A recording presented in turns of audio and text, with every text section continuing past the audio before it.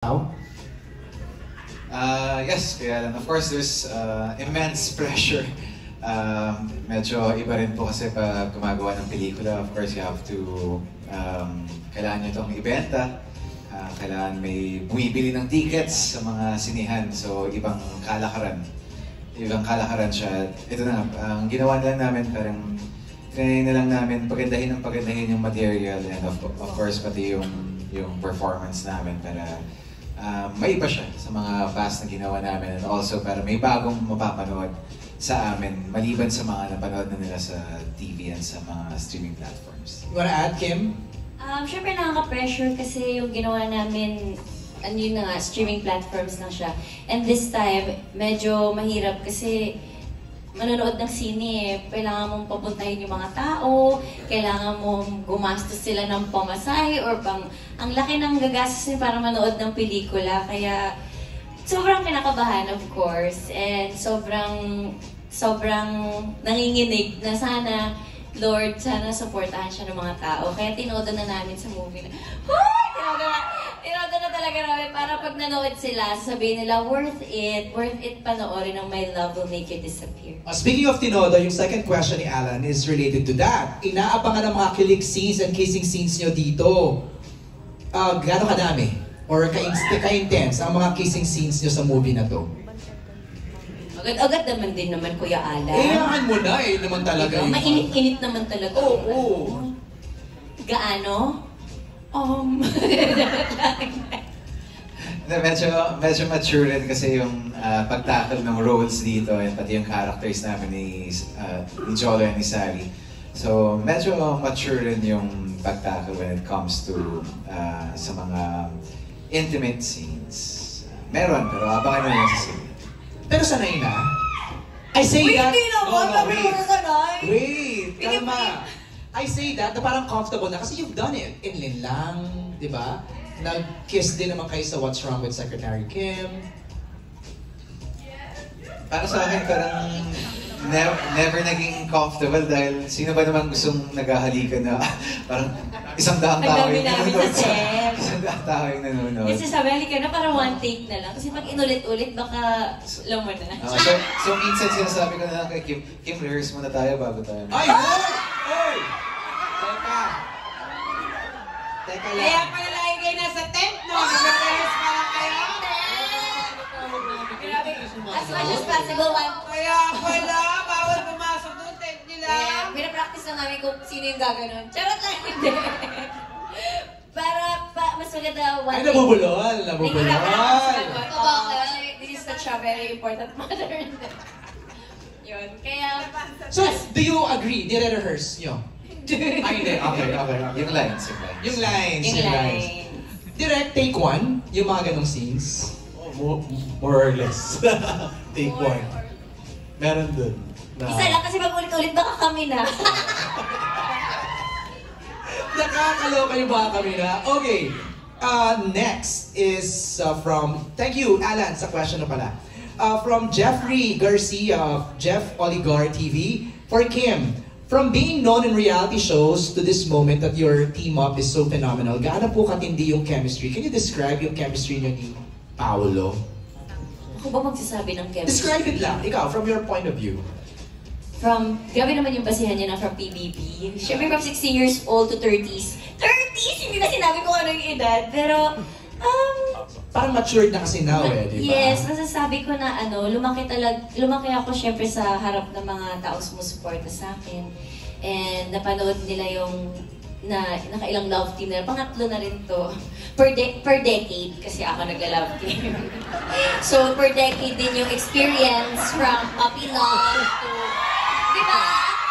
So yung experience ng genre ng pelikula ay per decade din. So, last na ba to?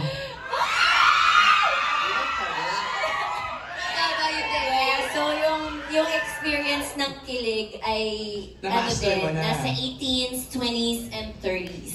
So, yes, amazing. So, last mo na nga to. Pwede ba naman ako mag-love ng 40s?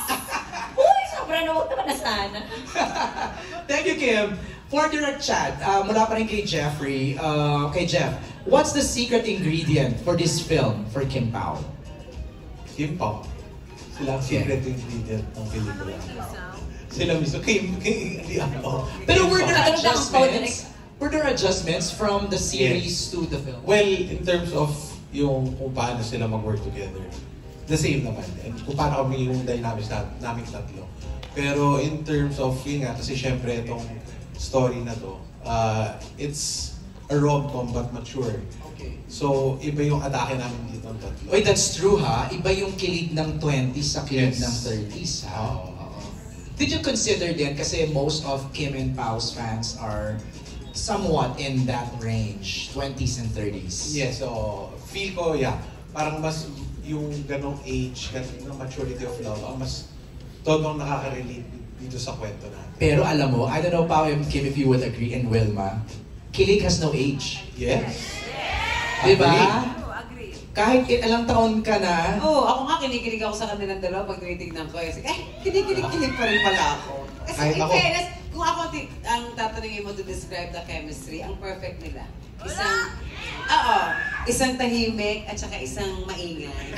Tapos, pag ikinitigan silang dalawa, uy, nagkakatigan na naman yung mga atik ko, yako. Oh, cute. Cute sila, nakakakilig talaga. speaking of tumitingin, parang do you sometimes catch yourself like biglang magtitingin na lang kayong dalawa tapos ganon? Hindi ko alam. Kailan mo ba ako tinititigan? Lagi. Pag may intent. Intent na mag-throw lines or mag-linya. Or kain na tayo. Or rehearse muna tayo. Oo nga pala, nag-share kayo ng baon. No, Kim, no? Adjust baon eh, no? Di ba? Ay, grabe yung adjust mo. Ang 3 kasi yung ulam ko. Wow! Daming ulam. Yung isa dun, pwede niyang kainin. Para sa kanya talaga, niready mo talaga. Sige na nga. Okay, so ang understanding ko sa trailer, si Jolo parang wants to be gone. Tama? Tapos, for him to be gone, kailangan ma-inlove siya kay Sari. Tama? Yes, yes. Tama, Direk? Or Patrick, tama ba yung aking understanding? Ina-analyze ko yung trailer eh. Kasi gusto ko rin tanungin yung cast members, ano yung magiging role nila sa buhay ni Sari sa ni Jolo? Okay, let's start with Martin. Martin, ano ang role mo dito? Pangalan po ng character ko is Rom at syempre yung partner ko rito dahil may iba yung dating namin eh, medyo mamamama yung dating ko kasi nga may anak kaming ampon. So medyo minsan may pagka-serious, mataray, pero kami lagi yung nagbabatuhan kasi yes, partner kami, meron kaming anak dito. Meron kaming adopted na anak. Tapos, siguro ang masasabi ko kung yung role Kapit-bahay. Yes. Same village. What's the name of the village? Tahanan Tahanan Homes. Homes. Tahanan Homes. Lakas pa ka BF? Okay. Ang masasabi ko lang sa rules namin, kaming dalawa, siguro gatong kami. Makikita mo kasi talaga na... Konsentidor? Oo, konsentidor eh. Kasi in real life, ko, bagay na itong dalawang to. On-screen talaga. Parang kailangan ng konting push para talagang Parang magbibigay ng konting mali siya. Yung mga gano'n na datingan. Pag masyadong sweet, pwede na lagyan ng mali siya yan. Yun ang role niyong dalawa dito. Kayo, mag-asawa ba kayo dito? Yes, mag-asawa po kami. Ang hirap naman ng role. Kaya niya ako pinapasalita dahil siya po doon ay isang... Deaf. Oh! So ako naman po yung talakerang live-in partner niya. So medyo meron kaming miscommunication dahil ang hirap namin magkaintindihan dalawa. Ang challenging ng role ni Ben, Yes, siya. super. Oo. Pero paano kayo mag-add ng color and spice to Sari and Jolo? I think yung pinaka-character namin speaks volume kasi dun sa character din nila eh. Parang yung communication, yung background and all. So Nami-mirror? Oo, nami-mirror and all eh. And parang in reality, parang ako si Paolo, kasi tahimik lang. Kasi magkagaya. Si Pogi Kiss rin. kayo, kiss. Ay! Kayo nga. Ayaw nga na.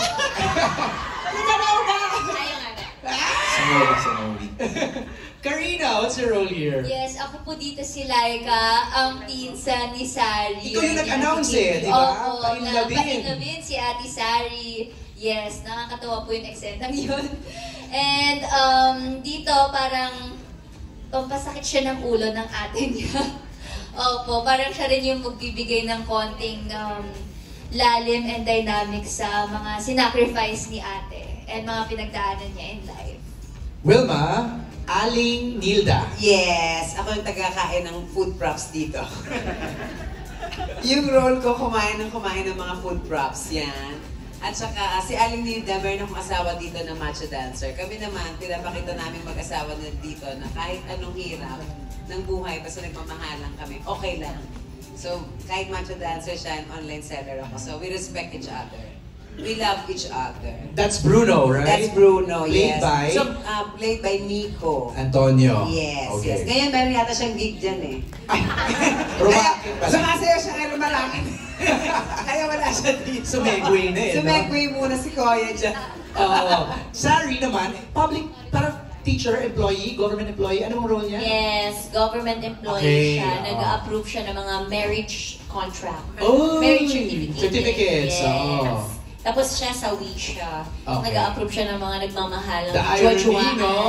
Yes, jojoan, mahal-mahalan, ganyan. So yung mga lumalapit sa yung mga kliyente, Oo, kiss-kiss sila, ganyan. dire-discourage mo. Parang Parang ganun. Cute! Galing. Si Jolo naman, ano siya doon? Parang biker, nakita kami. Isa siyang negosyante. Okay. Doon na lang muna. Yun lang muna. Okay, negosyante. Ang tipid ni Paolo mag-reveal ng character niya. Okay. Wait,